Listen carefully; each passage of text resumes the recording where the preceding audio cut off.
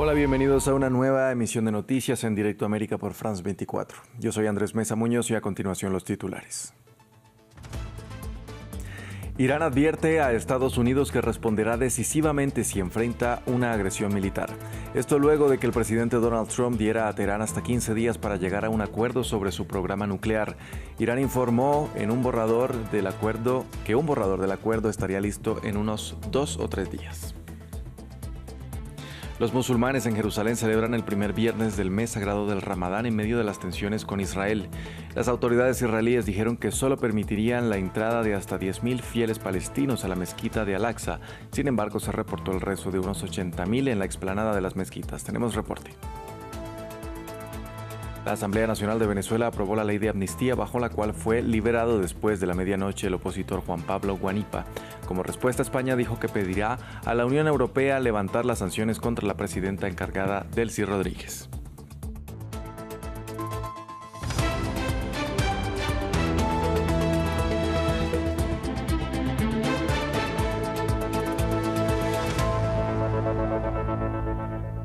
Vamos a iniciar en Irán. Teherán informó que en 2 o 3 días estará listo el borrador del acuerdo nuclear. Esto luego de que el presidente estadounidense Donald Trump advirtiera que ocurrirían cosas malas si no se alcanzaba un pacto en un plazo máximo de 15 días. La República Islámica aseguró en una carta a la ONU que la retórica del republicano se considera como un riesgo real de agresión militar y advirtió de una eventual respuesta con decisión. Veamos el informe. Un riesgo real de agresión militar.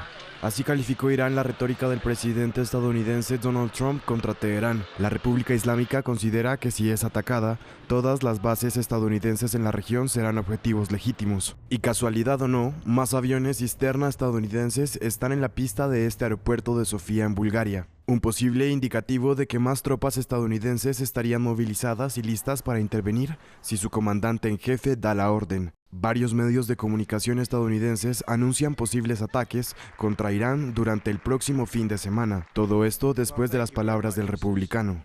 Así que ahora quizás tengamos que ir más allá o quizás no. Quizás lleguemos a un acuerdo con ustedes, probablemente lo sabrán en los próximos 10 días. Es necesario un acuerdo significativo, de lo contrario sucederán cosas malas. Según el Wall Street Journal, el presidente estadounidense podría optar por lanzar ataques para asesinar a responsables del régimen. Algunos aliados de Estados Unidos prefieren anticiparse. Es el caso en particular de los primeros ministros de Polonia e Israel. Invito a nuestros ciudadanos a abandonar Irán inmediatamente y a no viajar bajo ningún concepto a este país. Si los ayatolás cometen el error de atacarnos, se enfrentarán a una respuesta que ni siquiera pueden imaginar. Todo ello son señales de que las conversaciones indirectas no habrían logrado por el momento calmar las tensiones. Washington querría incluir en un futuro acuerdo la renuncia de Irán a su arsenal de misiles balísticos y el apoyo prestado a sus aliados regionales. Pero Teherán solo desea negociar en torno a su programa nuclear. El gobierno iraní exige también el levantamiento de las sanciones económicas, pero al mismo tiempo las fuerzas navales estadounidenses están ahora muy presentes en la región, y la Marina iraní está llevando a cabo maniobras conjuntas con Rusia en el Mar de Omán. Vamos a Jerusalén. La comunidad musulmana asiste a la oración del primer viernes del Ramadán en la mezquita de Al-Aqsa, el tercer lugar más sagrado del Islam. Las autoridades israelíes dijeron que solo permitirían la entrada a la zona de hasta 10.000 fieles palestinos de la Cisjordania ocupada. Sin embargo, hoy se reportó el rezo de unas 80.000 personas en la explanada de las mezquitas. Los detalles con nuestra corresponsal en Jerusalén para Israel y los territorios palestinos, Yanira Gómez Muñoz. En este Ramadán se percibe menos ánimo entre los palestinos, se acumulan más de 2 años de ataques e invasión israelíes en Gaza, de máxima violencia israelí en Cisjordania y este primer viernes de rezo en el recinto de la mezquita de Al-Aqsa, aquí en Jerusalén, profundiza ese sentimiento que debería ser de mayor alegría, pero es cuando más tensión y restricciones impone Israel. Como el año pasado, los palestinos de la ciudad o de Israel podrán orar en la explanada, pero solo hasta 10.000 podrán hacerlo cada viernes cruzando desde Cisjordania de unos 3 millones de habitantes. Eso sí, si tienen permiso de Israel y al volver presentan un documento digital y solo si son mayores de 50 o 55 años, según mujeres o hombres, y menores de 12 junto a un familiar de primer grado. Esta mañana, por el checkpoint de Calandia, entre Jerusalén y Ramallah, apenas pasaron unos 2.000 palestinos, según las autoridades israelíes, cuando Al-Aqsa puede albergar 350.000, 400.000 fieles, y en contraposición, Israel ha aumentado 1 hora los los fieles judíos su horario de visita matutino en el mismo recinto. Se teme que esto dure más allá de Ramadán y son recorridos considerados provocativos porque hacen rituales religiosos en violación del status quo. Además de aumentar su presencia, Jerusalén está llena de agentes y guardias fronterizos. Y además de impedir que recen en los alrededores de Al-Aqsa a quienes no dejó entrar, la policía israelí ha roto este año varias normas. El miércoles irrumpió en la primera oración del Tarawih, no ha querido coordinar con la fundación encargada del recinto actividades básicas del Ramadán, como la entrada de alimentos y los horarios de oración durante el ayuno. También ha puesto restricciones a instituciones palestinas de Jerusalén Este y en la previa a este mes sagrado musulmán detuvo al imán de la mezquita de Al-Aqsa, a quien le ha prohibido entrar en el recinto durante al menos una semana. En general, ha aumentado los arrestos de palestinos y el control de redes sociales para vigilar lo que denomina llamados de violencia. La oración del viernes, por supuesto, también tuvo lugar en la Meca, en Arabia Saudita, el lugar más sagrado del Islam, hasta donde llegan cada año cientos de miles de fieles musulmanes. Los peregrinos realizaron el tradicional tawaf alrededor de la Kaaba en la gran mezquita de la Meca, que consiste en dar 7 vueltas en sentido contrario a las manecillas del reloj. Los atletas ucranianos dijeron que boicotearán la ceremonia de apertura de los Juegos Paralímpicos de Milano Cortina luego de que el Comité Paralímpico diera luz verde a que Rusia y Belarus puedan competir con sus banderas. El anuncio fue hecho por el Comité Ucraniano, que exigió además que no se utilicen sus símbolos durante el evento. La medida sigue a la decisión de descalificar a un corredor de esqueleton ucraniano que quiso llevar un casco para honrar a los atletas muertos durante la guerra, que se acerca a su 4º aniversario este 24 de febrero. La presidenta encargada de Venezuela, Delcy Rodríguez, firmó el proyecto de ley de amnistía el jueves por la noche, después de que la Asamblea Nacional controlada por el chavismo aprobara el documento. Posteriormente y después de la medianoche, el opositor Juan Pablo Guanipa comunicó que había salido en libertad en virtud de dicha ley. Después de esta medida, España dijo que pedirá a la Unión Europea que levante las sanciones sobre la mandataria chavista. Firmado por la presidenta encargada, el proyecto de ley de amnistía general de Venezuela da una renovada esperanza a quienes están encarcelados por oponerse al gobierno, aunque sigue sin estar claro a quiénes y a cuántas personas se aplicará. Un momento crucial para la historia venezolana, según Delcy Rodríguez.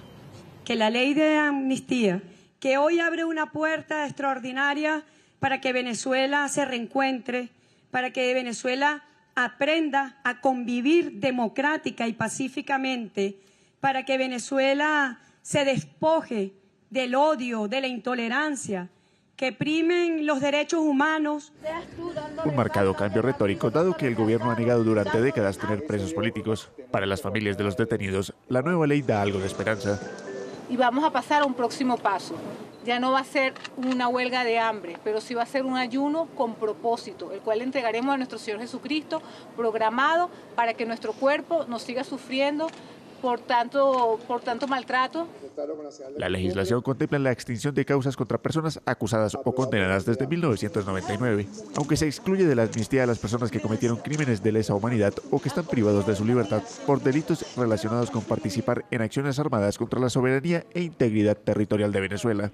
El Parlamento creó una comisión especial para el seguimiento de la implementación de la ley de amnistía, que incluirá la revisión de los casos que no estarían cubiertos por dicha norma. En Argentina, la Cámara de Diputados aprobó la polémica reforma laboral del gobierno de Javier Milei. Esto después de eliminar un artículo sobre licencias por enfermedad que reducía el pago hasta en un 50% por incapacidades relacionadas con causas ajenas al trabajo. El proyecto ahora deberá regresar al Senado para su aprobación final en medio del descontento de un país con una fuerte tradición de lucha obrera. Se cierra la votación. 135 votos afirmativos, 115 negativos, 0 abstenciones. Resulta afirmativo, se pasa al tratamiento en particular. Vamos ahora a Colombia, que se prepara para sus elecciones legislativas del 8 de marzo, casi 2 meses antes de las presidenciales. Este año se llevan a cabo en un contexto particularmente violento, con casi un tercio del país bajo amenaza por violencia, según la misión de observación electoral. En el departamento del Cauca, por ejemplo, el candidato indígena Snyder Gómez hace campaña para un escaño en el Congreso en un territorio con gran presencia de grupos armados. Gabriel Colchet tiene la historia. En un vehículo blindado, Snyder Gómez hace campaña para el Congreso en el Cauca, su departamento natal. Escoltas lo acompañan en esta región marcada por la presencia de grupos armados que compiten por el control de los cultivos de coca y la minería ilegal. Digamos, hay una situación bastante compleja y pues es bien sabido de que en donde pues o hay minería ilegal o criminal o hay narcotráfico, pues de cierta manera hay actor armado. En octubre pasado, el auto de Snyder Gómez fue atacado mientras el candidato indígena volvía de un acto de campaña. Allí, los líderes sociales son objetivo de los grupos armados. Hay actores armados que en algunos espacios no respetan. Entonces, sí o sí, claro, el compañero corre riesgo por ejercer ese tema de liderazgo y más en este caso como candidato a la curul de paz. En 2016, como parte del acuerdo de paz, se crearon 16 curules de paz con vigencia hasta 2030 que permiten dar representación en el Congreso a los territorios rurales afectados por el conflicto armado. En estos momentos mirar nosotros esta curul de paz para los territorios es algo muy importante porque está dando como lo que nosotros buscamos, ¿sí? Esa unión, ese fortalecimiento, se mira como se dice, curul de paz, entonces buscamos la paz territorial. Colombia vive un aumento de la violencia por los grupos armados en los últimos años. En el departamento del Cauca compiten varios grupos, entre ellos el Ejército de Liberación Nacional o el Estado Mayor Central, un grupo antiguamente asociado con las FARC, pero que se negó a firmar el acuerdo de 2016. En Reino Unido, la policía fue vista registrando la antigua casa del expríncipe Andrew en Windsor, en medio de la investigación por su supuesta mala conducta en un cargo público al revelar información confidencial al delincuente sexual Jeffrey Epstein, un caso por el que fue arrestado ayer durante unas 10 horas. Tras salir de la detención, el expríncipe fue captado con una expresión de angustia mientras era transportado en la parte trasera de su carro. Continúa en Nueva Delhi la cumbre internacional sobre inteligencia artificial. En esta jornada, Estados Unidos rechazó cualquier gobernanza mundial de la IA, al tiempo que India firmó un nuevo pacto para unirse a la alianza Pax Silica, una iniciativa estratégica liderada por Estados Unidos para asegurar la cadena de suministro de minerales críticos, entre otros. Los detalles con nuestro corresponsal Varun Anand. India dio hoy un paso estratégico en la carrera global por la inteligencia artificial al firmar su adhesión a Pax Silica, la coalición liderada por Estados Unidos que busca asegurar cadenas de suministro de semiconductores, minerales críticos y tecnologías avanzadas vinculadas a la IA. El acuerdo refuerza la cooperación entre Washington y Nueva Delhi en diseño de chips, infraestructura digital y desarrollo de sistemas avanzados en un contexto marcado por la creciente rivalidad tecnológica con China.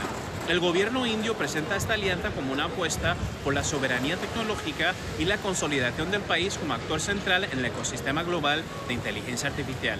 Pero más allá de la competencia entre potencias, el debate gira en torno a la llamada IA soberana, desarrollar modelos que respeten normas locales, lenguas propias y marcos regulatorios nacionales en un mundo cada vez más polarizado tecnológicamente.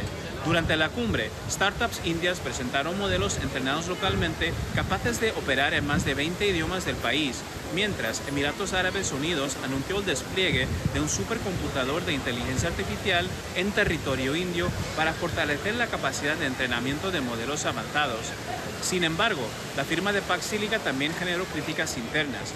Miembros de la oposición protestaron dentro del recinto de la cumbre, denunciando una posible cesión estratégica en medio de negociaciones comerciales bilaterales con Estados Unidos. Al menos 10 manifestantes fueron detenidos. Así, lo que debía ser una vitrina del liderazgo tecnológico indio terminó reflejando también el debate sobre dependencia, autonomía y polarización política en el país.